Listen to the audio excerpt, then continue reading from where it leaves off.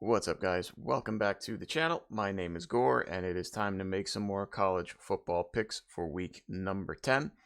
Steamrolling into November, and I am getting steamrolled in these picks, right? I just can't generate any momentum as we get into kind of the November schedule and the rivalry games, which are kind of really exciting and kind of the juicy part of the season. Now, I am recording this on Tuesday afternoon. This is before the committee's first rankings come out tonight. So it'll be interesting to see what the committee does first and foremost before we get into kind of the actual picks. Usually the committee does kind of jumble up things a bit. They kind of look at things a bit differently than the rankings. They have their own criteria, obviously, and they kind of they tend to do a bit of reseeding the first time around and kind of give you a picture of who they like and who they're looking at. Are they perfect? No, not by any means, right? I'm sure there's going to be reasons to nitpick and argue, but we can get into that as we go. But like I say, this is before the committee's rankings come out. I'll be interested to see if they keep Georgia at 1 and what else they do down the line. But with that being said, we'll go ahead and get to the picks here. I'm 47 and 43 overall. We had a marginally better week this past week. So we'll try to kind of garner some kind of momentum before the end of the year. So as usual, guys, give this video a like if you enjoy it. Hit the subscribe button for more weekly content. Would appreciate you subbing to my channel. And let's get into it. Let's pop down over here. And like I say, a little bit better. I think it was 6 and 4. But again, I have this insane knack of identifying upsets, not picking them, and then wind up getting burned, right? See Oregon State getting clipped by Arizona. So here we go. I'm going to try something, again, a little bit different this week. I'm going to take the early games, and I'm going to put them all at the top. I'm basically going to just go right down the line and try to get my points early and not have to kind of worry about getting points later on in the week. So my 10-point game I'm going to give to Ole Miss here against Texas A&M. I don't see Texas A&M's offense being able to score enough. They're inconsistent. I just don't know what it is with A&M. All right, and I know they have some injuries and some things going on, but the offense just shouldn't be as inconsistent and as poor as it is at times, right? So I don't really see this as an upset spot. I think Lane Kiffin will be able to, like I say, they always push the pace offensively. It hasn't been great this year for Ole Miss. It hasn't been like the machine Ole Miss, but they're getting the job done. So I kind of like them. You know, as far as the SEC West goes, they're still on the outs, really, because of that loss to Alabama. That really puts them kind of in a tough spot. So we'll see what happens. Again, the SEC West will sort itself out in a big way in another game here, obviously. But for now, give me Ole Miss and the 10-point game, and then I'll come right back up here. I'm shocked, really, at Clemson being 4 and 4. But it's time to kind of put the Clemson that you think of, put that to the side, and realize that this team is a 4 and 4 team. Right, the defense is good. They play solid defense, but this Garrett Riley experiment with what they're trying to do on offense is just simply not consistent enough. It's not clicking. It's just something is not right about this year's Clemson team. They are who they are, and they're 4 and 4. And I'm going to treat them as such, and I'm going to take Notre Dame and put 9 points on them here. I kind of, like I say, I've liked Notre Dame in general all year. They do have the 2 losses, which really hurts them. But like I say, I don't really see them even getting scared in this game. The Clemson is what they are, right? The old Parcells line, you are what your schedule, you are what your record says you are. They're 4 and 4.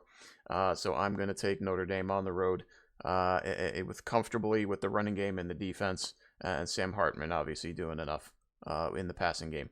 That leaves me with the other early games so far, and this one, I don't know. I just feel like, if I were looking at this normally, I wouldn't throw a lot of points on this game. But like I say, I just want to get all my points early and kind of relax a little bit. I'm going to take Texas. I don't think Quinn Ewers is playing in this game.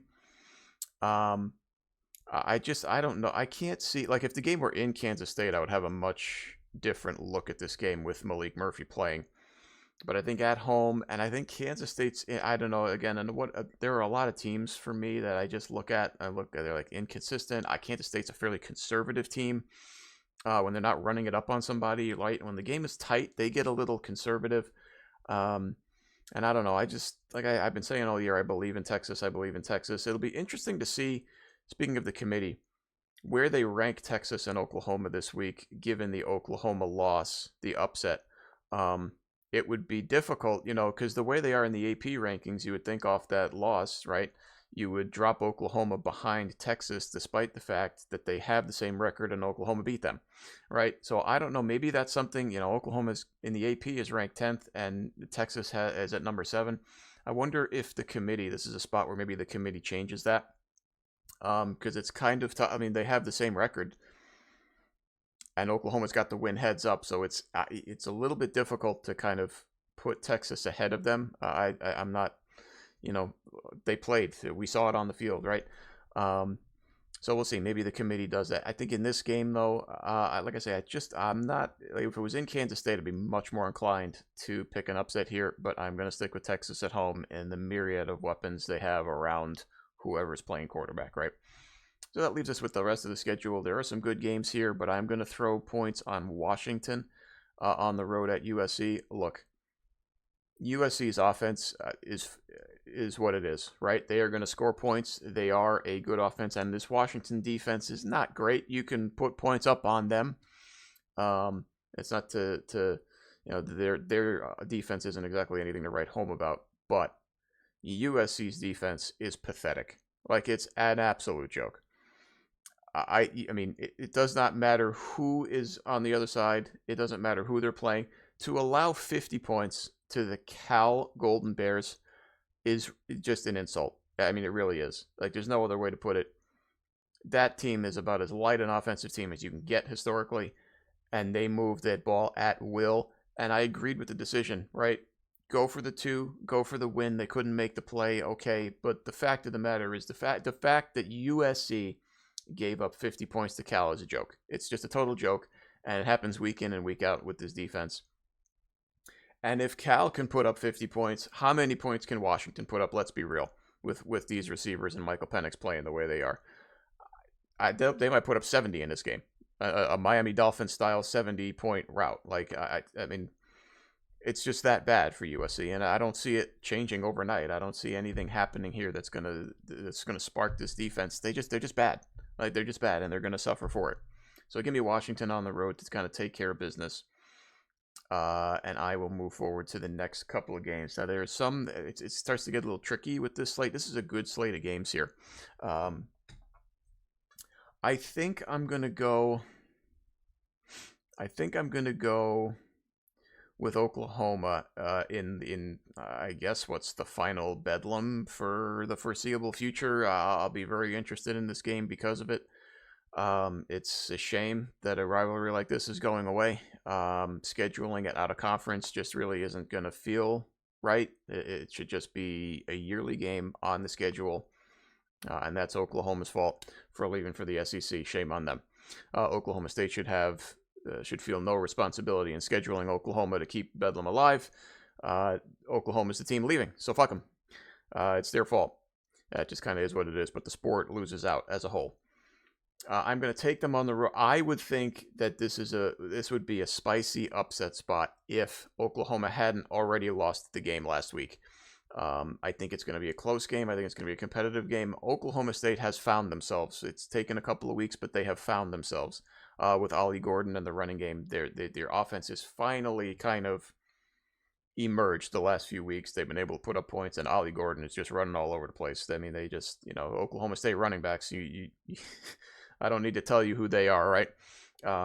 They always find a way to put up big numbers, and Ollie Gordon is clearly the next one. So I don't know, close game, competitive game, but I just kind of feel like Oklahoma, coming off that loss, coming off the upset, will be kind of focused up for this game. They can't drop 2 in a row as far as their playoff hopes go. So I'll take them there, although I think, like I say, close competitive game. I don't know. I feel like I might be ruining that one a little bit, but we'll see. Moving on here, there are a couple of games. I'm actually going to throw some points on a bit of an upset here because I've kind of been hedging against them. I'm going to leave them where they are. I'm going to take the Arizona Wildcats. If you have not watched them lately, this is not the Kevin Sumlin Arizona Wildcats. They are good. They are very, very good. And I don't know that it matters whether it's Jaden Delora or Noah Fafita throwing the ball around. It doesn't matter. The offense is just good. They've got weapons.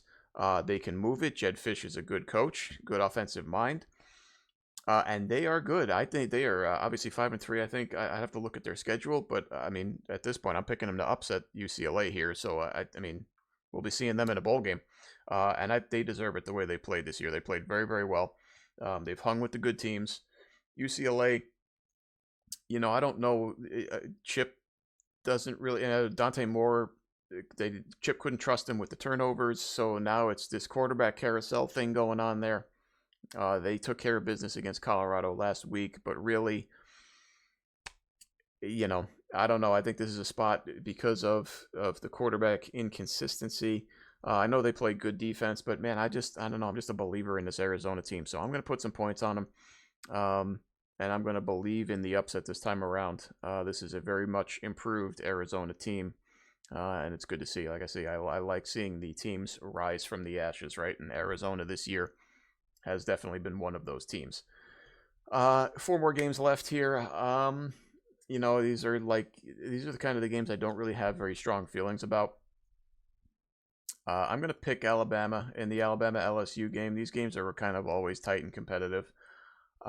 It's just the problem is LSU. I can't trust LSU's defense. I really enjoy picking against Alabama, and I kind of enjoy breaking up they're in the SEC title game every year bit. So LSU has been my go-to for that the last few years, and obviously they pulled that off last year. Well, not last year, but did they? I don't remember. I'm getting my games messed up. But this game is I think it's going to be close. I think it's going to be competitive, but I trust Alabama's defense to stop LSU occasionally more than I trust LSU's defense to stop Alabama, despite the quarterback issues, which has persisted all year long. I don't tell me that Jalen Milroe's developing. He's not. He's doing what he does. He runs around. He throws the ball deep, and then the rest of it is super inconsistent. But I trust the running game, and I trust the defense to probably win a close, tight game against the arch rival LSU Tigers. Moving on here, I am going to pick. Man, there's 2 of these games I don't really have any feel of at all. I'll tell you what. I don't think James Madison is going to win every single game this year. I don't think they're going to go undefeated. Apparently, they can't get to a bowl game unless there's some weird situation involved with. If they don't have enough bowl-eligible teams, they may have to give a waiver to James Madison or something like that. I think it's stupid. They're ranked in the top 25. The committee's probably going to keep them there. How are they not eligible for a bowl? I don't get it. Whatever. But I don't think they're going to win them all. And I think this might be a good spot to take Georgia State here. They're a pretty good team. Sorry for that. They're a pretty good team. I've picked against them and got burned before. So I don't know. Look, James Madison, they're excellent defensively. You cannot run the ball on them whatsoever. But you can throw it a little bit. I don't know. Like I just say, it's okay. It's a road game. It's a road test. And I just don't see James Madison winning it all. I mean, I don't see them winning everything. So maybe this is a spot for an upset here. Give me Georgia State. Again, a game I don't really have any feeling on, so I'm going to, like I said, I don't watch these teams religiously. I've seen some James Madison this year. I've seen a little bit of Georgia State. Just give me Georgia State in the upset as kind of a YOLO pick. And then we'll move on to the last 2 games here. Miami, NC State. I have no faith in Miami, but I have even less faith in NC State's offense. So I'm going to pick Miami here to get the win. I don't know. Miami finds ways to shoot themselves in the foot. They could probably be 8-0 easily, but here they are at 6-2, but they, it's a road game at NC State, which is, I know it's always a tough place to play, but holy shit, I don't know what their quarterback situation's like. The offense is just, it's just not impressive. I think they'll play solidly defensively. Like I say, I don't have faith in Miami to win this game. But I really don't have any faith in NC State at all, so I can't pick them. So I'll go with Miami to kind of right the ship. Hopefully. I mean, I don't know. I could see myself in next week's video kind of kicking myself in the ass for not picking NC State, but we'll let it roll and we'll watch the game. Now, speaking of, I don't know what to do. This Iowa State. I mean, I don't know really. I can't gauge them at all. They're a very young team. It started out really rough, but they're on a bit of a heater now. They're playing a little bit better. Rocco Becht, Anthony Becht's son, is the quarterback. He's playing pretty well. He's improving. You know, it's a young team. Kansas is coming off the big win, right? So I thought it was an upset spot. I said it in the video last week. I thought this was a tricky spot for Oklahoma, and of course, the game that I have pegged is the game that's not in the pick'em that I don't, that I can't throw my my upset in. I just have to kind of throw it out there, right, and get it right. But I Kansas is good, even with the backup quarterback, even with Jason Bean. They're very, very good. They play that run heavy ball control style offense. I wonder if this is a bit of a trap, though, coming off the upset. So I am gonna do it. I'm gonna pick Iowa State on the heater. Kansas coming off the upset win. I don't really like doing that, but I just kind of think it might be a spot for an upset. So I'm gonna, I do this every week where I identify them and then I don't pick them. I'm gonna try it this time, and we'll see how it goes. I just think maybe a bit of a letdown situation off that big win.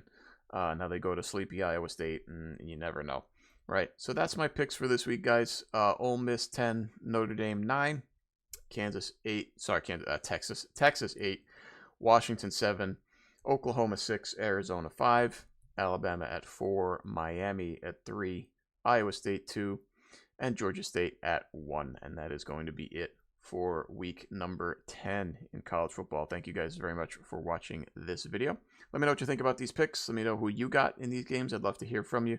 Like I said, give this video a like. Subscribe to the channel for weekly content. I've got more coming. And I will see you guys in the next one.